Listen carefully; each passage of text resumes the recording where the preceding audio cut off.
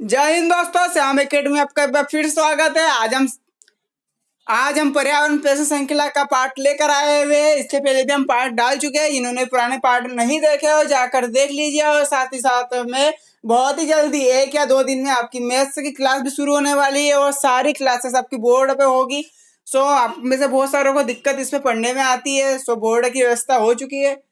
तो आप नेक्स्ट जो लेक्चर लगेंगे 28 या 29 तारीख से, तो वो आपके बोर्ड पे ही होंगे। और इसके बीच में डेली आपके लिए क्वेश्चन सीरीज तो आ ही रही है। सो बने रहिए। और पुराने लेक्चर जिन्होंने नहीं देखे हो लेक्चर देख लेना। और साथ ही साथ में जिन्होंने लाइक से सब्सक्राइब नहीं किया हो लाइक से सब्सक्राइब करिए। और अब हम आगे बढ़ते हैं पहले क्वेश्चन की ओर। मृदा में उपस्थित क्वेश्चन नंबर पहला है कि मृदा में उपस्थित जल की कुल मात्रा जो मिट्टी में होती है। मृदा मतलब मिट्टी, पता ही आपको। तो मृदा में उपस्थित जल की कुल मात्रा को कहते हैं होलार्ड, चिसाई, इकाई या उपरोक्त सभी। तो इसका राइट ऑप्शन क्या होगा? तो इसका राइट ऑप्शन होगा, ये सारे क्वेश्चन आपके लिए आईएमपी है जो पुराने पेपरों में पूछे जा चुके हैं। और हर एक चैप्टर वाइज जो पर्यावरण का जो चैप्टर है, मृदा वायु से जो रिलेटेड जो चैप्टर है उसका एक क्वेश्चन है जो कि आ चुका है यूपी टेट और सी टेट में भी आ चुका है। सो क्वेश्चनों की सीरीज आपके लिए यूं ही चलती रहेगी। तो आप बताइए, मृदा में उपस्थित जल की कुल मात्रा को कहते हैं होलार्ड, चिसाई, इकाई या उपरोक्त सभी। तो इसका राइट ऑप्शन क्या होगा? इसका राइट ऑप्शन होगा होलार्ड। तो क्वेश्चन नंबर 2 की तरफ चलते हैं हम। तो किसी स्थान की अपेक्षिक आर्द्रता का मतलब क्या है? नमी। रामसर सम्मेलन में हमने नमी के बारे में बात करी थी। रामसर सम्मेलन सभी को याद होगा। रामसर सम्मेलन में हमने नमी की बात करी थी। और करंट अफेयर का क्वेश्चन था कि भोपाल की बहुत सी झील को इंटरनेशनल लेवल पर रामसर में सम्मानित किया गया और उसकी प्रशंसा की गई थी। ये सारी चीजें मैंने बताई थी। और गुजरात में सबसे ज्यादा रामसर स्थान है, ये भी मैंने बताया था आपको। अपेक्षिक आर्द्रता ज्ञात करने का उपकरण है। उपकरण की बात यहाँ बताइए, हाइग्रोमीटर, बैरोमीटर, अमीटर या इनमें से कोई नहीं। तो हम आगे बढ़ते हैं। तो इसका राइट ऑप्शन है हाइग्रोमीटर, क्योंकि बैरोमीटर तो आपको पता ही है हवा का ताप नापने के लिए होता है। अमीटर भी पता है आपको, करंट नापने के लिए होता है। ठीक इसी प्रकार से वोल्ट मीटर पूछ ले तो वोल्टेज नापने के लिए होता है। ठीक है, इसी प्रकार से हम सारी चीजें भी आगे डिस्कस करेंगे। हम आगे बढ़ते हैं। साउंड को डेसिबल में नापते हैं। तो क्वेश्चन नंबर 3 की तरफ हम चलते हैं। तो क्वेश्चन नंबर 3 है आपके सामने। 1985 से हर वर्ष, ध्यान दीजिएगा, 1985 से हर वर्ष भारत सरकार के पहले सोमवार को विश्व हैबिटेट दिवस मनाती है। 1985 से हर वर्ष भारत सरकार कौन से महीने के पहले सोमवार को विश्व हैबिटेट दिवस मनाती है, यानी पहले सप्ताह से। तो कौन सा सप्ताह, कौन सा मंथ होगा यहाँ पर? फरवरी, अगस्त, जुलाई या अक्टूबर। तो इसका राइट ऑप्शन क्या होगा? तो इसका राइट ऑप्शन बताइए। इसका राइट ऑप्शन होगा अक्टूबर। तो इसी प्रकार से हम आगे बढ़ते हैं क्वेश्चन नंबर 4 की तरफ। क्वेश्चन नंबर 4 क्या कहता है? एक परितंत्र में शैवाल मतलब होता है हरिकाई, जो कि आप सभी ने देखी होगी, जो कि पानी में पत्थरों पे जो हरिकाई जो रहता है, जो कि चिकनी होती है। एक परितंत्र में शैवाल मतलब हरिकाई का स्थान होता है। परितंत्र आप समझते ही होंगे, उत्पादक, उपभोक्ता, प्रथम, द्वितीय, तृतीय, ये सारी चीजें हम पढ़ेंगे। फिर एक होता है अपमार्जक का मतलब कि यही अपघटक जो कि साफ वगैरह करता है, जीवाणु, विषाणु, हम सारी चीजें आगे पढ़ेंगे जब हम चैप्टर वाइज शुरू करने वाले हैं। चैप्टर वाइज कब से शुरू होगा आपको पता ही, 1 तारीख से शुरू होगा। इसका राइट ऑप्शन होगा उत्पादक के रूप में। हरी शैवाल जो होती है उत्पादक के रूप में कार्य करते हैं। उत्पादक के रूप में और क्या क्या कार्य करते हैं? तो उत्पादक के रूप में पेड़ पौधे भी कार्य करते हैं, हरी शैवाल भी कार्य करती है। तो ध्यान रखिएगा। तो क्वेश्चन नंबर 5 की तरफ हम चलते हैं। क्वेश्चन नंबर 5 क्या कहता है? परितंत्र में बाज का स्थान है। बाज, चील बाज आप पहचानते ही हो। तो परितंत्र में बाज का स्थान है उपभोक्ता का, प्रथम श्रेणी के उपभोक्ता का, सर्वोच्च उपभोक्ता का या उपरोक्त में से कोई नहीं। तो इसका राइट ऑप्शन क्या होगा? तो इसका राइट ऑप्शन होगा सर्वोच्च उपभोक्ता। ठीक है,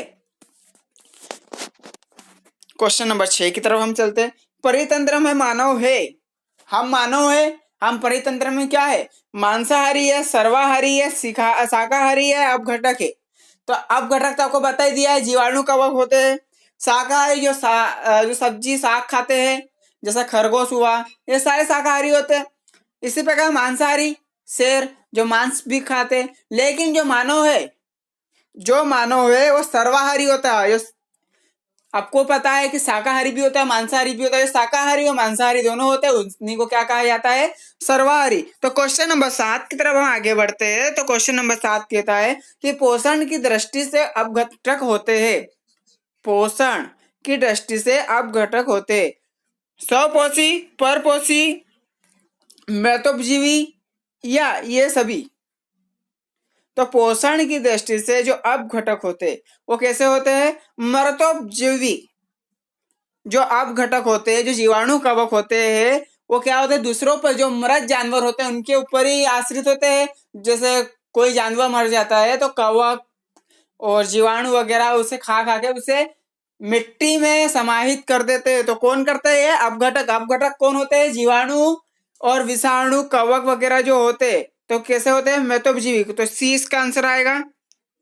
हाँ, तो इसी प्रकार से क्वेश्चन नंबर 8 की तरफ हम चलते हैं। घरों में साज सज्जा की सामग्री में रखे गए कृत्रिम परितंत्र को कहते हैं हर्बेरियम, एक्वेरियम, हाइड्रोपोनिक्स या उपरोक्त सभी।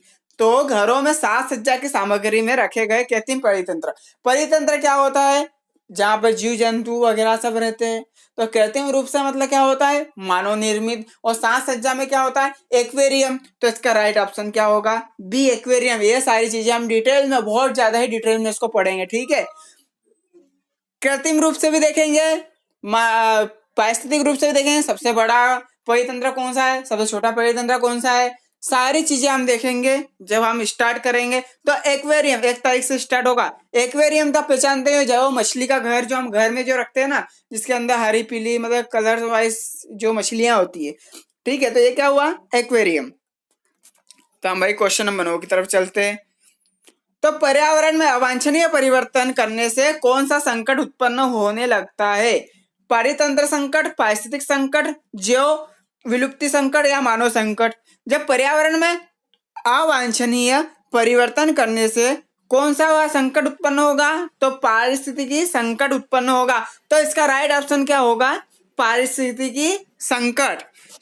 हम आगे बढ़ते हैं क्वेश्चन नंबर 10 की तरफ। हमने 9 क्वेश्चन कर लिए। आप अपना फीडबैक भी दे दीजिए और साथ ही साथ में आपका कितना स्कोर बनता है। 10, 15, 16 क्वेश्चन हम पढ़ लाते। कल हमने हिंदी के पिछले डाल चुके थे। तो आप आपका स्कोर बताइए। अगर आप पूरा देखते हैं तो वो पूरा देखिए, इनमें से ही ना जाने कौन सा क्वेश्चन बैठ जाए। रिवाइज करते रहिए, देखते रहिए और फॉरवर्ड करते रहिए। शेयर, लाइक, सब्सक्राइब करते रहिए ताकि हमारा मनोबल भी बढ़ता है। क्वेश्चन नंबर 10 की हम तरफ आगे बढ़ते। तो जीवाणु एक्टिनोमाइसिस तथा कवक को कहते हैं। जो जीवाणु होते हैं, एक्टिनोमाइसिस, जीवाणु, एक्टिनोमाइसिस, कवक, प्रोटोजोआ को क्या कहते हैं हम? भक्ष्यपोषी, उपभोक्ता, अपघटक या द्वितीय उपभोक्ता।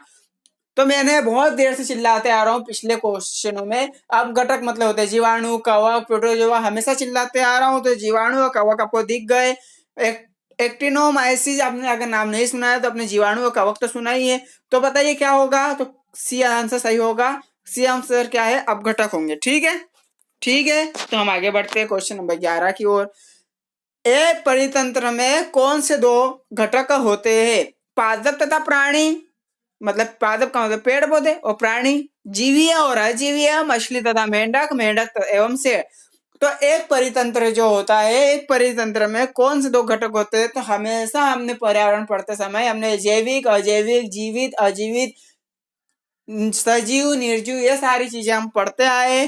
तो इसका राइट ऑप्शन क्या होगा? बी, जीवीय और अजीवीय। ठीक इसी प्रकार से क्वेश्चन नंबर 12 की तरफ चलते हैं। मृत पोषणी जीव झील का उदाहरण है कश्मीर की डल झील, उड़ीसा की चिल्का झील, राजस्थान की सांबर झील और दक्षिण भारत की ऊटी झील। यहाँ से आपके 4 झीलों के नाम, उनके स्थान आपसे कवर हो जाएंगे। सो देखिए, कश्मीर में क्या है? डल झील है, ठीक है। उड़ीसा की कौन सी है?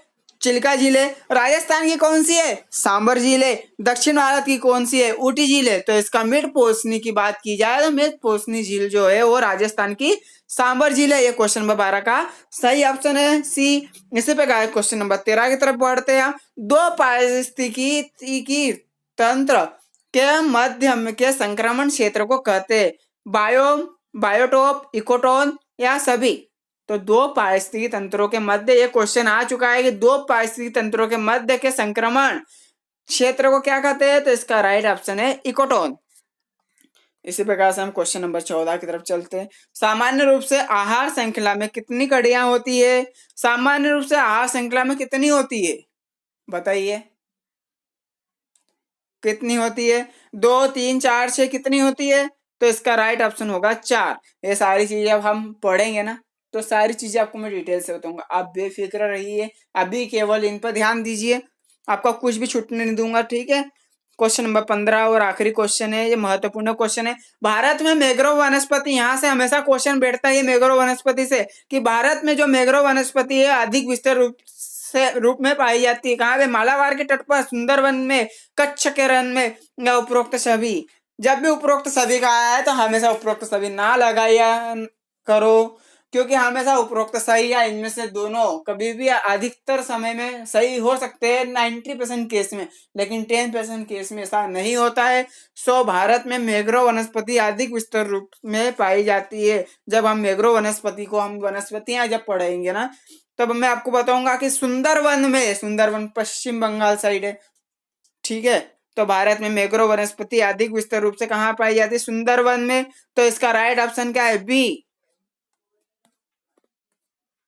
तो लाइक शेयर सब्सक्राइब करते रहिए, अगर सेशन अच्छा लगता है तो शेयर जरूर कीजिए, और लाइक शेयर सब्सक्राइब करते रहिए। और बहुत जल्दी आपकी 2 या 3 दिन में बोर्ड पे पढ़ाई स्टार्ट हो जाएगी, जो आपको बहुत दिक्कत देती थी इस पे पीडीएफ पे, तो आपको वहां पर अच्छे से कवर हो जाएगी। तो जय हिंद, जय भारत, बाय, गुड नाइट।